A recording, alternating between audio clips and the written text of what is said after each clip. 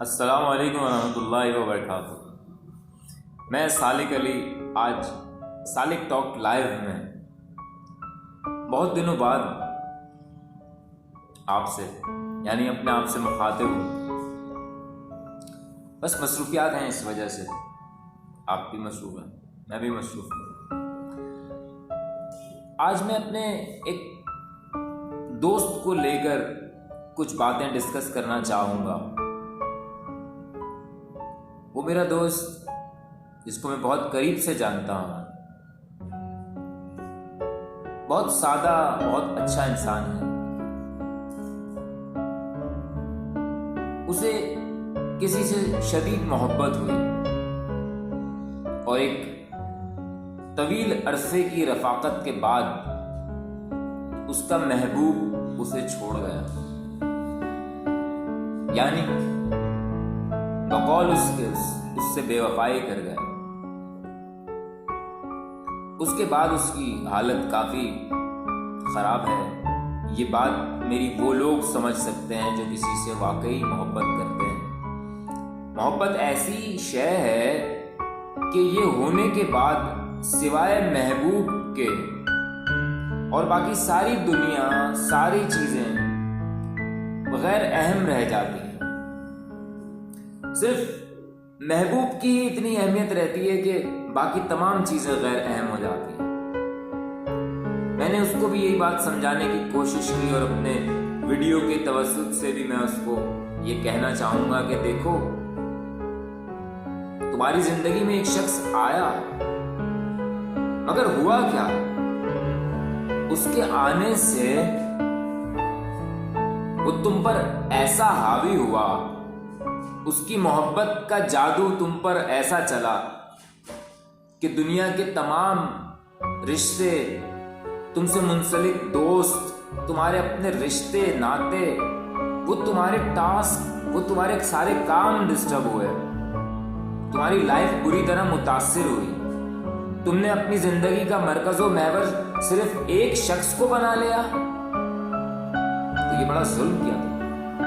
اور محبت ایسا ہی کرواتی ہے، جی محبت بالکل ایسا ہی کرواتی ہے۔ کسی سے محبت ہو جائے تو سوائے محبوب کے اور کچھ سوچتا نہیں ہے،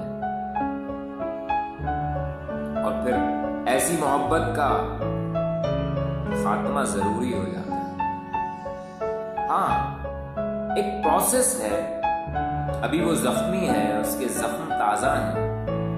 جب اس کے زخم بھریں گے تو انشاءاللہ وہ پہلے سے زیادہ طاقتور ہو، اسٹرانگ ہو۔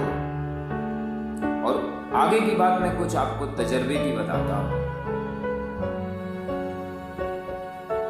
کسی کا محبوب اس کا سب کچھ ہوتا ہے۔ جب کسی کا سب کچھ لٹ جائے تو وہ طاقتور ترین انسان ہوتا ہے، کیونکہ اب لٹانے کے لیے اس کے پاس کچھ بچتا ہی نہیں ہے۔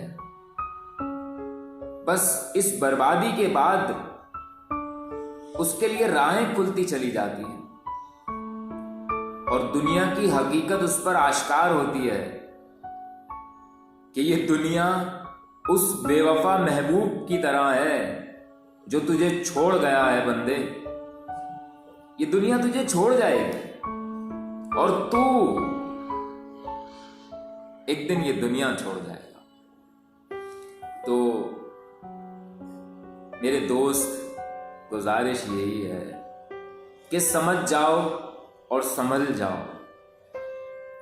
محبت کرنے والا دل اللہ تعالیٰ کی سب سے بڑی عطا ہے کہ جس کے دل کو محبت کرنا نصیب ہو جائے، تو اس سے بڑی خوش نصیبی کی بات اور ہو نہیں سکتی۔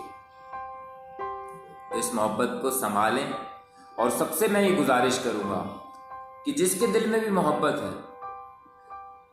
تو اس محبت کو سنبھالیں اور دیکھیں کہ اس محبت کے لائق ہے کون۔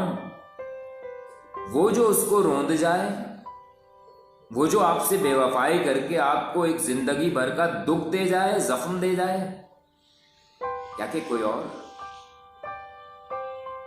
یہ آپ نے سوچنا ہے اور آپ نے فیصلہ کرنا ہے۔